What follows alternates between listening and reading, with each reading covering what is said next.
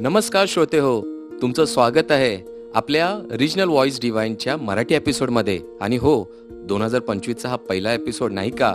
शीतलजी, तुम्हाला आणि आपल्या श्रोत्यांना नवीन वर्षाच्या हार्दिक हार्दिक शुभेच्छा. Happy new year Avinashji. आणि आपल्या सगळ्या श्रोत्यांनाही नवीन वर्ष खूप सुख समृद्धीचं आणि रंगीबेरंगी जाओ हीच मनपूर्वक इच्छा. पण नवीन वर्ष म्हटलं की रेझोल्युशन तर आलंच. तर तुम्ही रेझोल्युशन्स बद्दल काय ठरवलंय? संकल्प मी ठरवलंय to focus on being consistent. कारण माहितीये का, जानेवारीमध्ये क्विटर्स डे देखील साजरा होतो. ट्विटरच्या जमान्यात क्विटर्स डे, आता हा कोणता नवीन दिवस? किती गमतीशीर आहे ना. 1 तारखेला संकल्प घ्यावा आणि काही दिवसात सोडून देखील द्यावा, आणि त्यासाठीच हा क्विटर्स डे सेलिब्रेट केला जातो. खरंच, जेवढं हे गमतीशीर आहे तेवढंच हे गंभीर देखील आहे.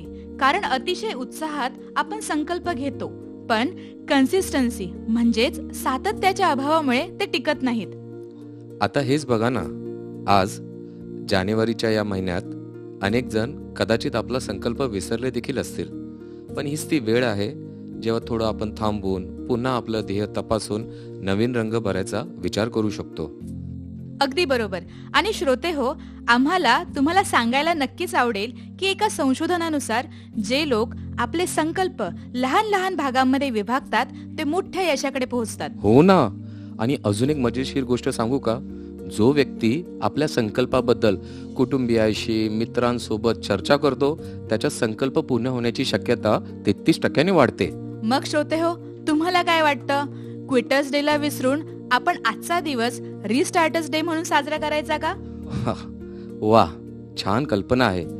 रिस्टार्टर्स डे म्हणजे जे लोक आपला संकल्प विसरले आहेत त्यांनी ते पुन्हा नव्या उत्साहाने सुरू करावेत.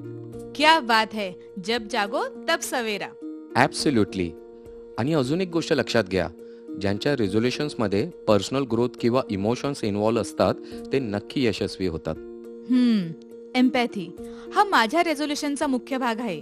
मला वाटतं आपण वेगवेगळ्या शेड्स मध्ये असलो तरी शेवटी माणुसकीचा रंग एकच आहे, नाही का? Perfect thought. आणि म्हणूनच अवघा रंग एक झाला हा विषय खूप महत्वाचा वाटतो. हो ना.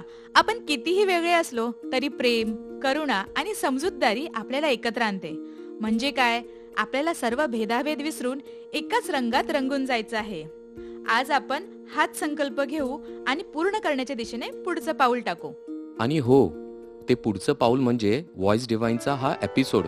तुमच्या या प्रवासात आम्ही देखील असणार आहोत. मी अविनाश. मी शीतल. नमस्कार. धन निरंकार.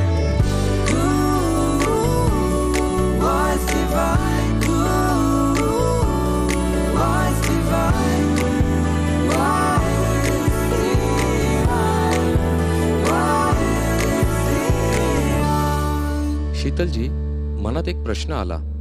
आपल्या बोलीभाषा, राहणीमान, संस्कृती इतकंच नव्हे तर आपले प्रोफेशन देखील वेगळे आहेत. मग अवघा रंग एक होईल कसा? अविनाशजी, मान्य आहे, प्रॅक्टिकली डिफरन्सेस आहेतच. पण इमॅजिन करा, जर सर्वांनी एकमेकांचे डिफरन्सेस सेलिब्रेट करत क्रिटिसिझम टाळलं तर खरंच अवघा रंग एक झाल्याचे पाहायला मिळेल. नक्कीच. एका रंगाने दुसऱ्या रंगाला एनहॅन्स केल्याशिवाय पेंटिंग कधीच पूर्ण होत नाही. डायव्हर्सिटी आपली ताकद आहे, फक्त आपल्याला ती ओळखायला हवी. आणि हे खूप महत्वाचं देखील आहे. प्रत्येकाचे अचीवमेंट्स आणि स्मॉल विन्स सेलिब्रेट करणं गरजेचं आहे. Perfectly said. We should celebrate every shade of life and people around us. श्रोते हो, चला तर मग आपण सर्व शेड सेलिब्रेट करूया आणि हा विविध रंगांमध्ये एक रंग झालेला सोहळा आपल्याला पाहायला मिळतो तो संत समागम मध्ये. अगदी बरोबर. खरं तर संत समागम हा एकतेचं प्रतीक. विविध भाषा, वेशभूषा, संस्कृती, खानपान, मान्यता या वेगवेगळ्या असून देखील त्या आपलं अस्तित्व कायम ठेवून देखील एक रंग जिथे प्रदर्शित होतो तो म्हणजे निरंकारी संत समागम. आणि संत समागमाची एक साधी, सरळ आणि स्पष्ट व्याख्या सद्गुरू माताजींनी आपल्याला शिकवली. संत समागम म्हणजे आत्मा आणि परमात्म्याचे मिलन. अर्थातच अवघा रंग एक झाला.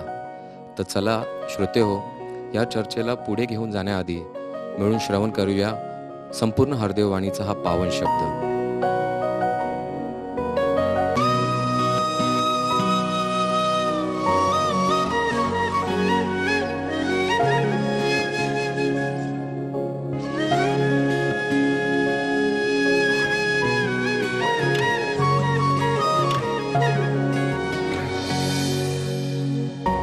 आत्मभावनेने जो पाहे तो सकळावर प्रेम करी.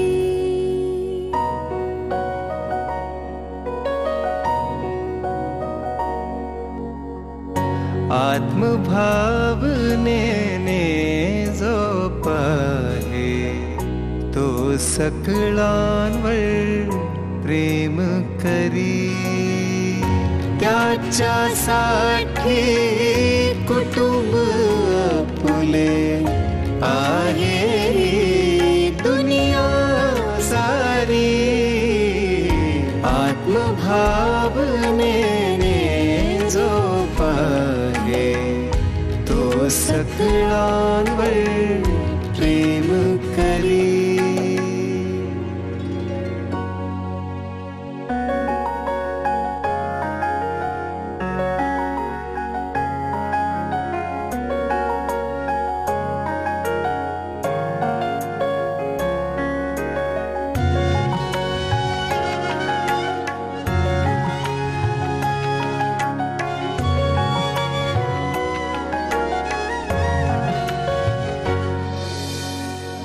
जात पात वा संप्रदायाचे प्रेम कधी मोतात नसे.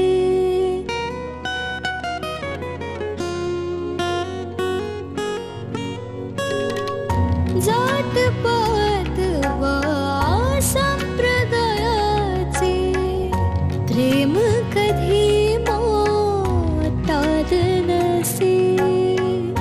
झंकारेल कोणाही हृदयी प्रेम हा साज असे.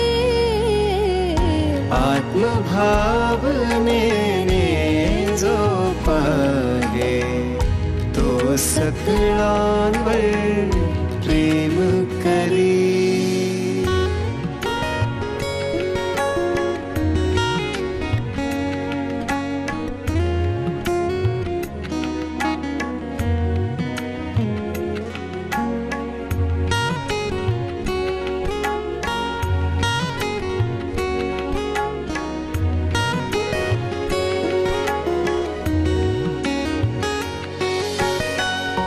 फुलाशी काट्याशी स्वजन असोवा परक्याशी.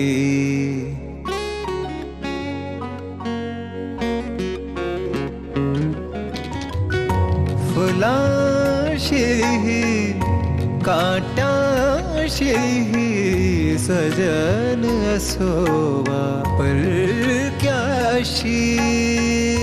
स्वजन असोवा परक्याशी. प्रेम सदैव करीत जावे अवघ्या मानव देशी. आत्मभावनेने जो पाहे तो सकळांवर प्रेम करी.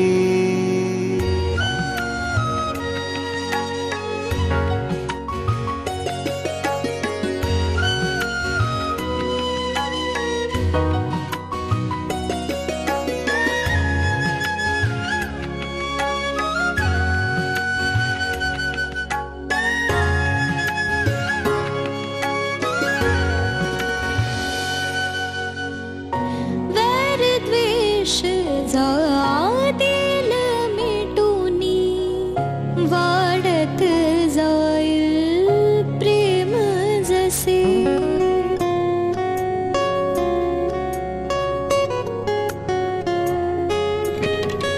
वैर देश जातील मिटूनी वाढत जाईल प्रेम जसे. म्हणे हरिदेव गुरुज्ञानाने सुखमय होईल विश्व जसे. आत्मभावनेने जो सकळांवर प्रेम करी, त्याच्यासाठी कुटुंब आपुले आहे दुनिया सारी, आत्मभावनेने जो पाहे तो सकळांवर प्रेम करी.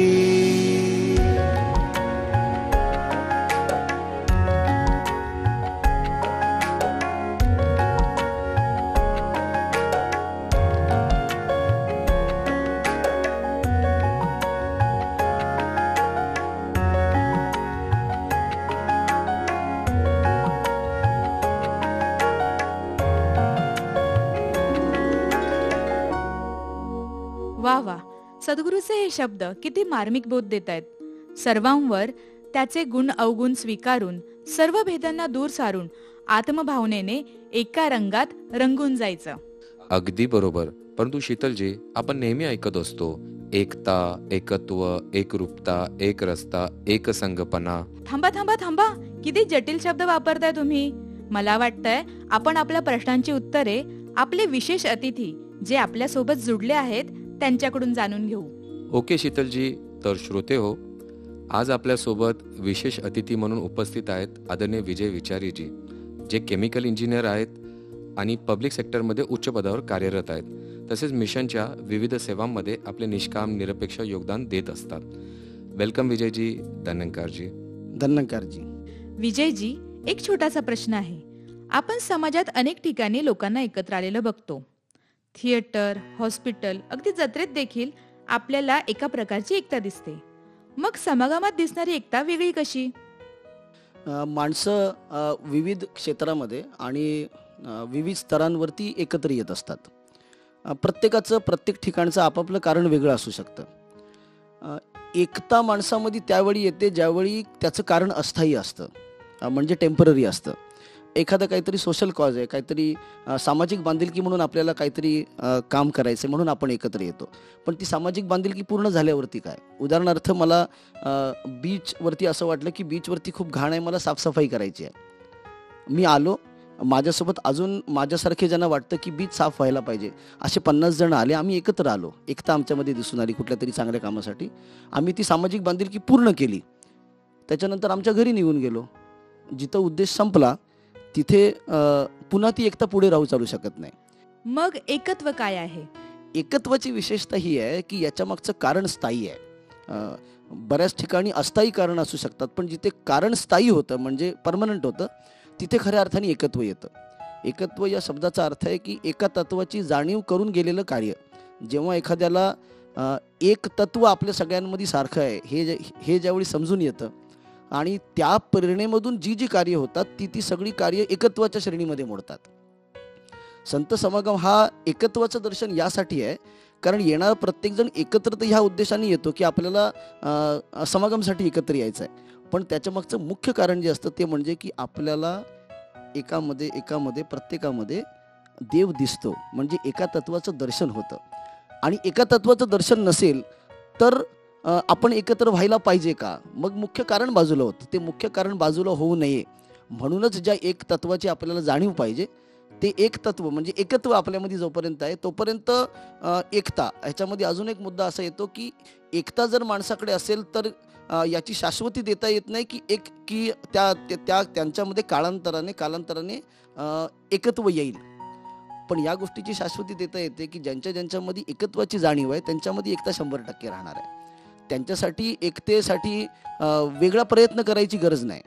तो म्हणून माणसामध्ये एकत्वाला प्राधान्य असलं पाहिजे. एकत्व आलं तर एकता आपोआप येईल. ओके. एकतेचा परिणाम वेगवेगळा असू शकतो पण एकत्व हे कारण आहे. माणूस एक येतो त्यावेळी काहीतरी परिणामाची अपेक्षा करतो की मला की जसं मी आता थोड्या वेळापूर्वी म्हणालो की आपल्याला बीच साफसफाई करायची आहे किंवा आपलं रक्तदान करायचं आहे, म्हणजे आपण परिणाम बघून एकत्र येण्याचा प्रयत्न करतोय. पण एकत्व जे आहे हे परिणाम नाही आहे, तर एकत्व हे कारण आहे. आणि ज्यावेळी माणूस कारणावरती जास्त फोकस्ड राहतो, त्याच्याकडे जास्त लक्ष देतो, त्यावेळी एकता हा त्याचा सहज होणारा परिणाम आहे. आणि म्हणून एकत्वाचं दर्शन करण्याचा प्रयत्न केला तर एकता आपल्याला आपोआप दिसून येईल. क्या बात है. मग समागमाला जाण्याचा मुख्य उद्देश काय असला पाहिजे? समागमला आपण गेलो पाहिजे हे सगळ्यांना माहिती आहे, पण आपण का गेलो पाहिजे हे कुणाकुणाला माहिती आहे आणि किती जणांना माहिती आहे हा महत्त्वाचा प्रश्न आहे. आपण का गेलो पाहिजे, तर आपल्याला तिथे सूचीवर जाण्याचा प्रयत्न करूया की आपण का गेलो पाहिजे समागमला. आपल्याला सगळ्यात महत्त्वाची गोष्ट कुणालाही विचारा सहजपणे, सगळ्यात सहज सोपं होतं असेल की सद्गुरू मातांचं दर्शन होतं. याचा अर्थ काय हे पण फार महत्त्वाचं आहे. एका ठिकाणी लिहितो की सद्गुरू देह का नाम नाही है, सद्गुरू होता ज्ञान है. याचा अर्थ असा आहे की सद्गुरूचं दर्शन आपल्याला केवळ सद्गुरूमध्ये नाही, तर जी साथसंगत त्या पंडालमध्ये किंवा त्या ग्राउंडवरती आजूबाजूला आपल्याला त्यांच्यामध्ये होतं का, आपल्याला ते त्यांच्यामध्ये व्हावं किंवा आपल्याला ते त्यांच्यामध्ये होतंय की नाही हे जाणून घेण्याची किंवा हे समजून घेण्याची किंवा याची प्रचिती घेण्याची जागा म्हणजे संत समागम आहे. आपला तिथे जाण्याचा उद्देश हा या छोट्या छोट्या गोष्टींमध्ये येतो की आपल्याला तसंच दर्शन, देवाचं दर्शन आपल्याला सगळ्यांमध्ये होतं का हे आपल्याला समजावं. मी एक छोटंसं उदाहरण तुम्हाला सांगतो.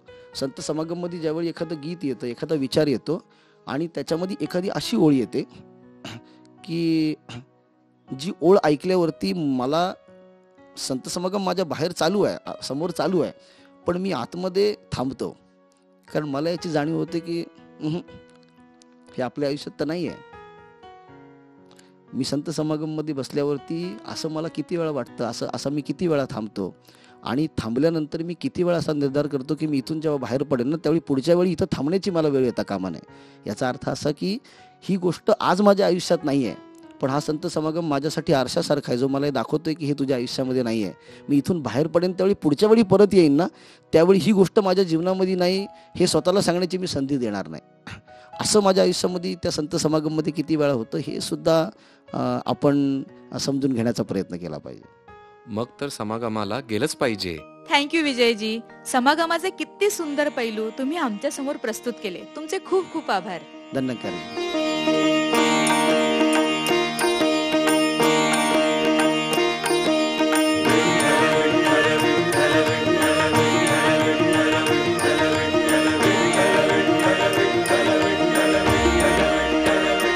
अवघा रंग एक झाला, अवघा रंग एक झाला, अवघा रंग एक झाला.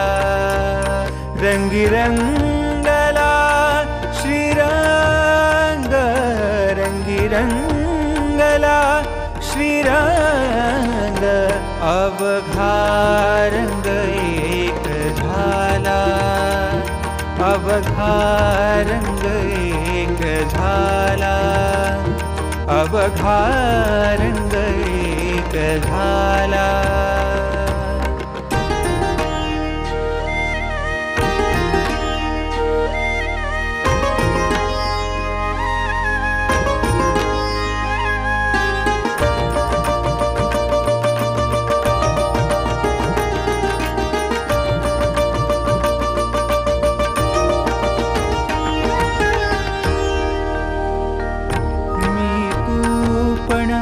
गेले वाया, मी तू पण गेले वाया.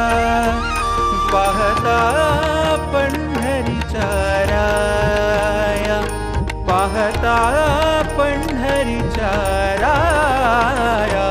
अवघा रंग एक झाला, अवघा रंग एक झाला, अवघा रंग एक झाला.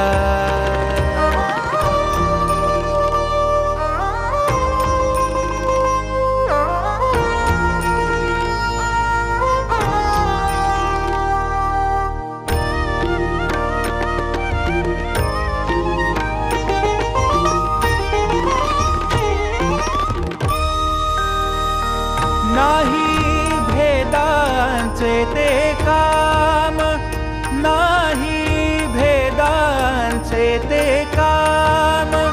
पळून गेले क्रोध काम, पळून गेले क्रोध काम. अवघा रंग एक झाला, अवघा रंग एक झाला, अवघा रंग एक झाला.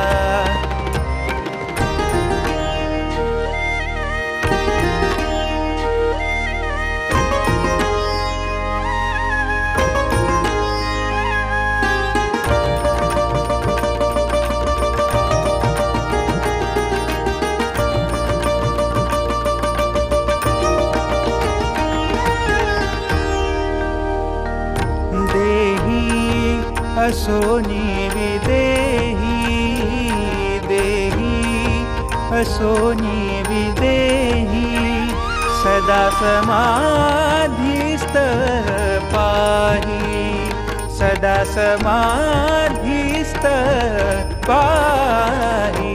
अवघा रंग एक झाला, अवघा रंग एक झाला, अवघा रंग एक झाला.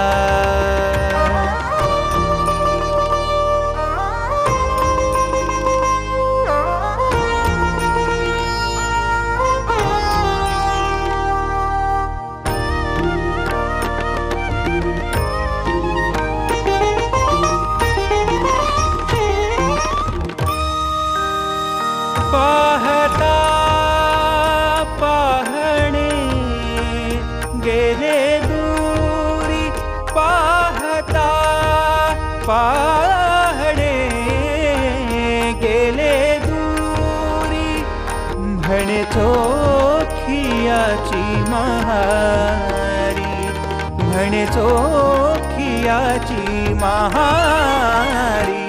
अवघा रंग एक झाला, अवघा रंग एक झाला, अवघा रंग एक झाला.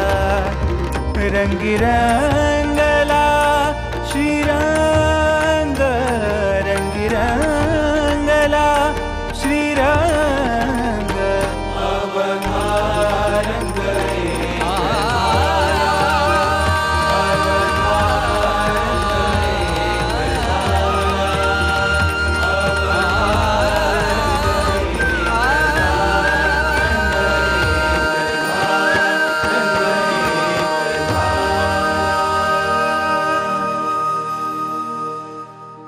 आहाहा, मी तू पण गेले वाया, पाहता पंढरीचा राया.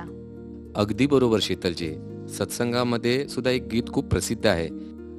मैं और तू ही तू में भेद है इतना, मैं अहंकार होता है, तू में निरंकार होता है. क्या बात है. अवघा रंग एक होणे हे बाह्य रंगाबद्दल नाही तर अंतरंगाबद्दल बोललं गेलं आहे. एक छोटासा इंटरेस्टिंग फॅक्ट आठवला शीतलजी. कोणता फॅक्ट? जगभरात मानवी जीवनाचा अभ्यास करण्यासाठी एक सायंटिफिक प्रोजेक्ट केला गेला. कोणता project? The human genome project, जो मानवांच्या जिनोमचा अभ्यास करतो. त्यात हे सिद्ध झाले आहे की 99.9% DNA एकसारखेच असतात. फक्त 0.1% भेद आपल्याला डोळ्यांना दिसतात. Oh is it? आणि आपले डोळे देखील समानतेला दुर्लक्षित करून फक्त डिफरन्सेस शोधून काढतात. किती अजब आहे ना हे सगळं. अजबवरून आठवलं, आपले नेहमीचे पाहुणे येत आहेत. तर मग चला बघूया श्रोते हो, कोण आलंय ते. नमस्कार नमस्कार, स्वागत करत आहोत नमुन्यांचे नमुने मिस्टर ऐकलत का? नमुने. नमुने मिस्टर नमुने, नमुने मिस्टर नमुने, अहो नमुने मिस्टर नमुने, नमुने मिस्टर ओ मिस्टर ऐकता का? अहो भाऊ ऐकता का जरा, मी नमुने. अच्छा, म्हणजे नयन मुरलीधर नेने. हो हो हो हो, तुम्हाला कशी माहिती? काय राव, तुम्ही आणि तुमचं सतत प्रश्न विचारण्याचे प्रॉब्लेम खूप फेमस आहेत. खरंच का काय? हो हो, विचारा विचारा, काय विचारायचं ते विचारा. तसंही आमच्या पुण्यात प्रश्न कुठलाही असो, उत्तर मात्र ठाऊक असतं. अच्छा, अहो ते तारारंपम जी हेच का? हो हो, हे काय आत? मग तुम्ही बाहेर गेटवर काय करताय? नाही तुम्ही वॉचमॅन आहात का? हो भाऊ, ही जिम माझ्या भावाची आहे. का तुमची का नाही? आता भावाची म्हणजे माझीच झाली ना. त्याचं काय, लोक पोटासाठी खातात, मग त्याच पोटासाठी जिम करतात. अच्छा, म्हणजे लोक बाहेर घाम गाळण्याचे पैसे घेतात आणि इकडे घाम गाळून तुम्हालाच पैसे देतात? नाही नाही, म्हणजे तसं नाही, मी पण घाम गाळतो, मी जिम ट्रेनर आहे ना. अच्छा अच्छा अच्छा, त्याचं काय आहे, नवा वर्षाचा संकल्प घेतलाय ना मी बॉडी बनवण्याचा. मग तुम्ही योग्य जागी आलात. आमची जिम एकदम बेस्ट आहे. या आत, तुम्हाला जिम दाखवतो. एक मिनिट, चप्पल बाहेर काढून या. त्याचं काय, जिम मध्ये चप्पल चालत नाही. अहो जिम मध्ये काय चप्पल कुठेच चालत नाही. नाही चप्पल चालण्यासाठी चप्पलेत पाय नको का? अहो म्हणजे इथे शूज चालतात. काय म्हणतात, जिम मध्ये शूज चालतात? नुसते चालणारे शूज मी पाहिलेच नाही, मला दाखवाल का? दाखवतो. शूज सह जिम पण दाखवतो. अहो आमच्याकडे लेटेस्ट फॅसिलिटी आहेत. का लेटेस्ट, का जुन्या का नाही? कारण आम्ही जुनं काहीच ठेवत नाही, सगळं काढून टाकतो. अच्छा, म्हणजे उद्या मी जुना मेंबर झालो तर तुम्ही मला पण काढून टाकाल? अहो तसं नाही हो, आम्ही फक्त इक्विपमेंट्स बदलतो. म्हणजे जसं हा ट्रेडमिल, हे बारबेल्स. महत्वाचं काय, तुमच्या सगळ्या सोयीचा पूर्ण विचार करून ही जिम बनवली आहे. तुम्हाला बॉडी बनवण्यासाठी जे हवं ते मिळेल. अच्छा, म्हणजे हे सगळं वापरून बॉडी बनेल का? हो बनेल. तुमची बॉडी बघा 3 आठवड्यात बनलेली असेल. ठीक आहे, मग 3 आठवड्यात बॉडी बनल्यानंतरच मी येतो, चालेल का? अहो असं कसं? ठीक आहे, नीट समजवतो, ऐका. त्याचं काय आहे, बॉडी बनवायला वेळ लागेल ना, पण माझ्याकडे इतका वेळ नाही हो. अहो महाराष्ट्राचा 58वा निरंकारी संत समागम यावेळेला आपल्या पुण्यात आहे. मग तिकडे जाऊन सेवा करायची आहे, संतांची गाठभेट करायची आहे, मग त्याला वेळ जाईल ना. मग जिमला वेळ कसा मिळणार? अहो वेळ कोणाला मिळत नाही, वेळ काढावा लागतो. तुमच्या समागमला जाऊन काय बॉडी हेल्दी राहणार आहे का? अहो बॉडीचा काय घेऊन बसलात, मन पण हेल्दी राहतं. अहो मनाचं ठीक आहे, पण बॉडी हेल्दी असली पाहिजे ना. कोणाची ओबडधोबड असते, कोणाची सडपातळ. बॉडी कोणाचीच परफेक्ट नसते. आपले विचार परफेक्ट हवे, आपला दृष्टिकोन परफेक्ट हवा, तेव्हाच तर आपल्याला सगळे परफेक्ट दिसणार ना. परफेक्ट बॉडी तर बघण्याच्या दृष्टिकोनावर डिपेंड करतं. अहो जो प्रॉब्लेम तुम्हाला प्रॉब्लेम वाटतो तो समोरच्यासाठी प्रॉब्लेम नसू शकतो ना. पण मला तर तेच दिसतं ना. अहो आपण जर भेद बघितले तर सगळी लोक रंगांप्रमाणे वेगवेगळेच दिसतील ना, त्यांचे भेदच दिसतील ना. पण जर आपण सगळ्यांना एक समान पाहिलं तरच तर हा भेद मिटेल ना. मग सगळा रंग एक होऊन जाईल ना, बरोबर की नाही? बरोबर आहे तुमचं. आजकालच्या जगात लोक गुणांपेक्षा अवगुण पहिले बघतात. जर लोकांनी गुण बघितले असते आणि तसंच लोकांना स्वीकारलं असतं तर हा भेद, हा दुरावा नाहीसा झाला असता. हो ना, आता हे विसरणार नाही ना? काय राव, अहो तुमच्यासारख्यांना कधीच विसरता येणार नाही. अविनाशजी, मला तर माईक पण हसताना दिसतोय. काही शीतलजी, माईक कसा असेल? माईक तर निर्जीव आहे ना. का नाही, जेने देखे रवी ते देखे कवी. हा रंग तर सजीव निर्जीव सर्वांमध्ये व्यापून आहे. आपण मराठी भावगीतांमध्ये नाही का ऐकलं, चाफा बोले ना चाफा चाले ना. हो खरं आहे. जिथे भावना आहेत तिथे सजीव काय आणि निर्जीव काय. तर श्रोते हो, आज आपल्यामध्ये कुणीतरी आपलं मनोगत पत्राद्वारे व्यक्त करणार आहे. बघूया कोण आलंय ते. सन वी वी आणि काय म्हणतात ते, प्रेमाने बोला धन्यंकारजी. ओळखलत का मी कोण? अहो मी तोच ज्याचा थांगपत्ता सांगण्यासाठी तुमची जणू काही स्पर्धाच लागलेली असते सोशल मीडियावरती. आता तरी ओळखलं का? हो, मी समागम मैदान बोलतोय. बरं, पत्र लिहिण्याचं कारण हेच की आज मला माझी कहाणी तुमच्या समोर सादर करावीशी वाटली. त्याचं झालं काय, एके दिवशी मी निवांत सकाळचं ऊन घेत पहुडलो होतो. तितक्यात गाड्यांचा एक ताफा आला माझ्या दिशेने. गाडीतून काही मंडळी खाली उतरली आणि खूप प्रेमाने भक्तिभावनेने एकमेकांना ती भेटत होती.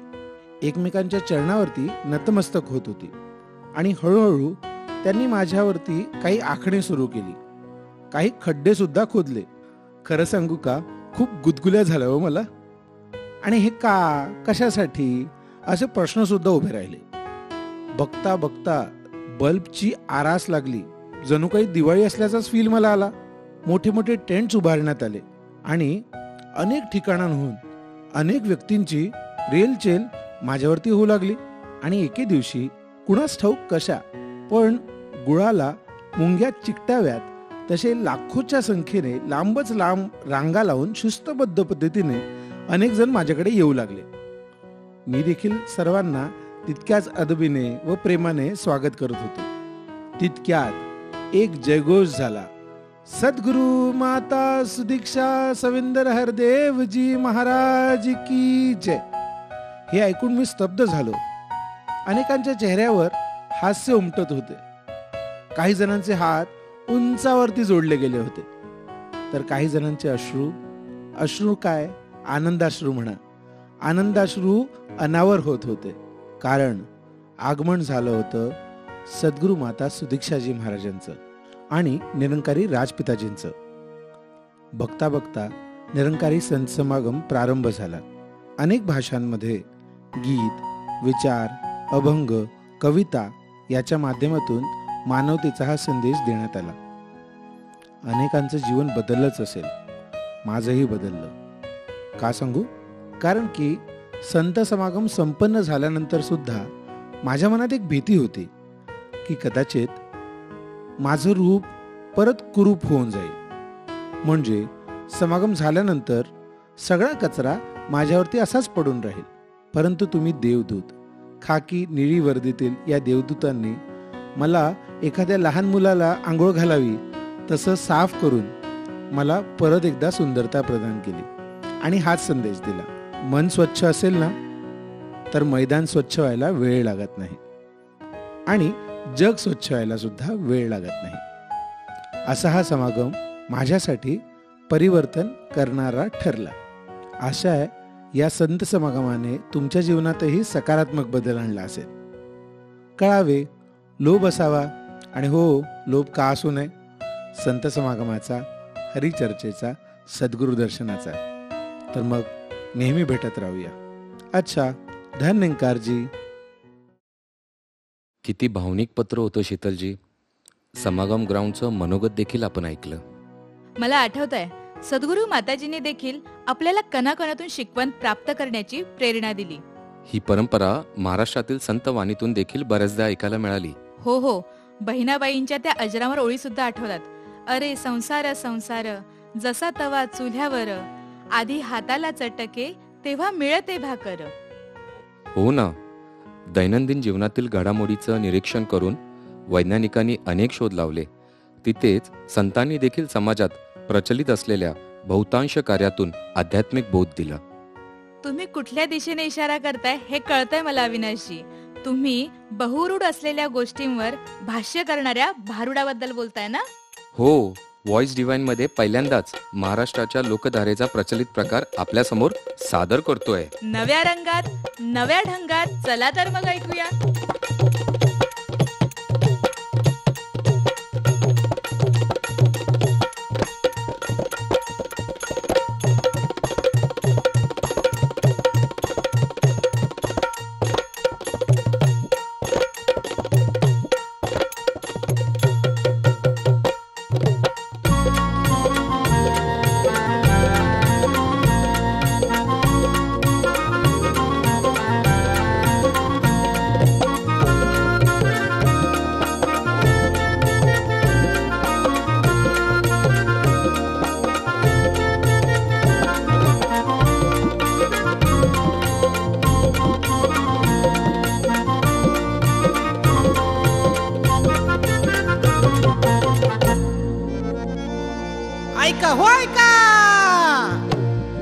संत समागमाची महती सांगतो तुम्हाला.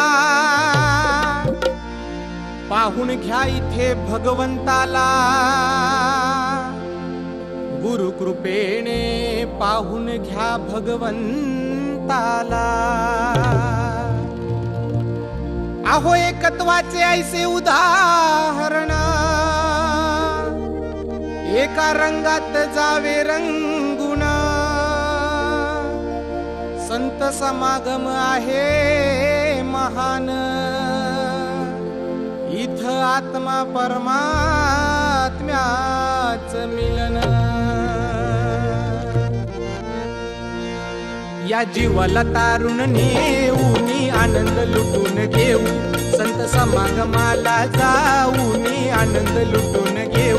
संत समागमाला जाऊनी आनंद लुटून घेऊ, संत समागमाला जाऊनी आनंद लुटून घेऊ.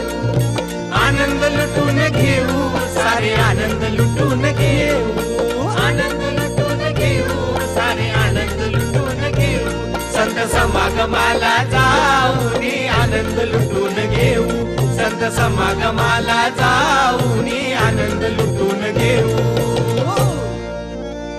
अहो आला आला संत समागम. मग काय करायचंय? संत वचनांनी घ्यावी झोळी भरून. संत वचन? आता रे बाबा काय रे होईल त्यानं? पुण्य मिळतंय का मला? अरे बाबा, संत वचन नुसतं ऐकणं म्हणजे दुरून इमान बघितल्यासारखं आहे बघा. म्हणजे? अरे नुसतं इमान बघून माणूस कुठं पोचत बिसत वय, त्यात बसावं लागतंय. तसंच संत वचन ऐकून ते आचरावं लागतंय, मगच समागम लाभला म्हणावं. इथं भक्तीच्या गंगेत न्हाऊनी आनंद लुटून घेऊ, संत समागमाला जाऊनी आनंद लुटून घेऊ. संत समागमाला जाऊनी आनंद लुटून घेऊ, संत समागमाला जाऊनी आनंद लुटून घेऊ. आनंद लुटून घेऊ, सारे आनंद लुटून घेऊ. आनंद लुटून घेऊ, सारे आनंद लुटून घेऊ. संत समागमाला जाऊनी आनंद लुटून घेऊ, संत समागमाला जाऊनी आनंद लुटून घेऊ. याती कुळ इथं कुणी न मानी. खरंच का? अहो खरंच की. संत नांदती जगी प्रेमानी, संत नांदती जगी प्रेमानी. एकमेका आलिंगन देऊनी आनंद लुटून घेऊ, संत समागमाला जाऊनी आनंद लुटून घेऊ. संत समागमाला जाऊनी आनंद लुटून घेऊ, संत समागमाला जाऊनी आनंद लुटून घेऊ. आनंद लुटून घेऊ, सारे आनंद लुटून घेऊ. आनंद लुटून घेऊ, सारे आनंद लुटून घेऊ. संत समागमाला जाऊनी आनंद लुटून घेऊ, संत समागमाला जाऊनी आनंद लुटून घेऊ. लहान थोर इथं कुणीच नाही, हेवी मस्तक सर्वांच्या पायी.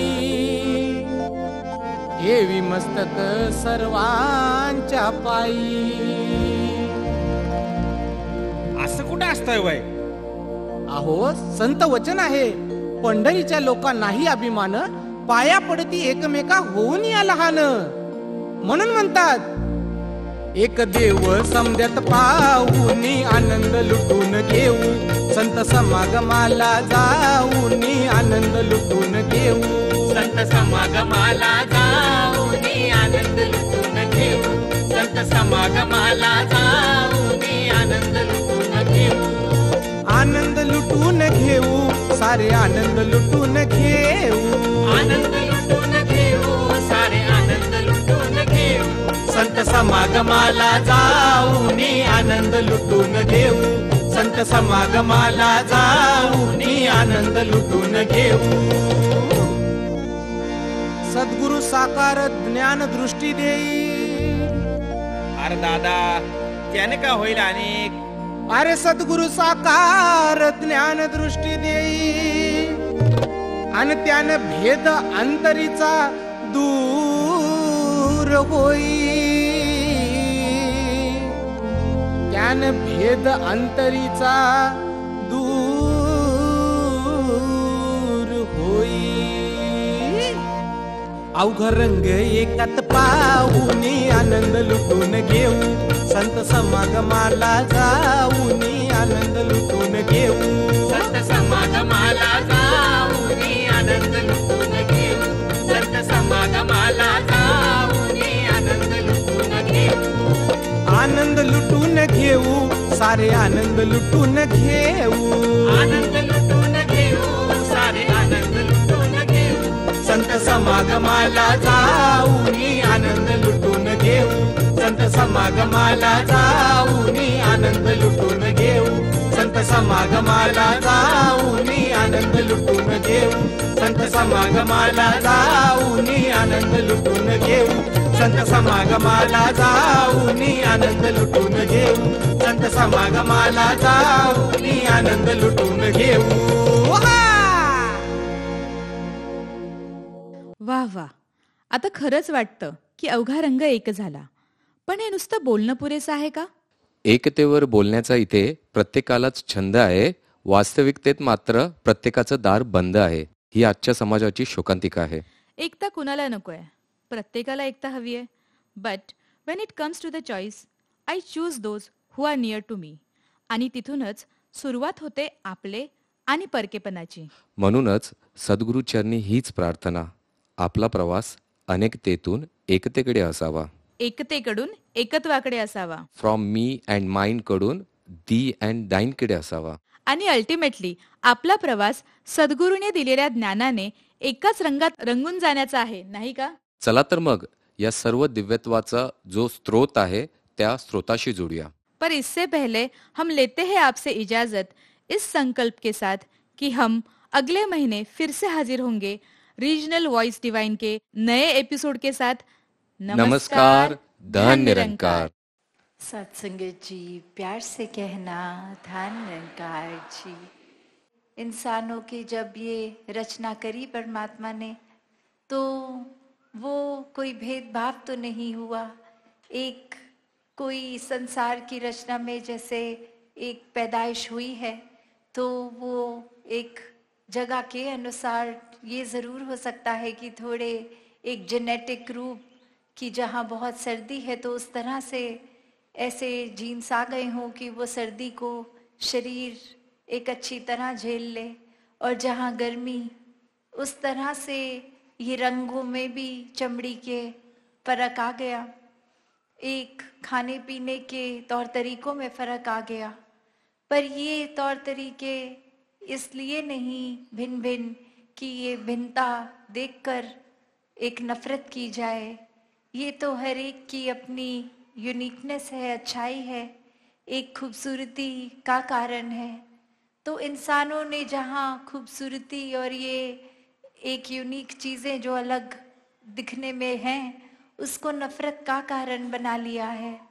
पर ये जब परमात्मा ही एक है, इसने एक तरह से सब पे किसी को कोई कला बख्श दी, किसी को कोई किसी के जीवन में किसी रूप में कुछ दिया, तो हो सकता है दूसरे इंसान के जीवन में वो वस्तु वो रूप नहीं हो, पर कुछ और देकर नवाजा. तो बात यही कि एक समान ही ये रचना है.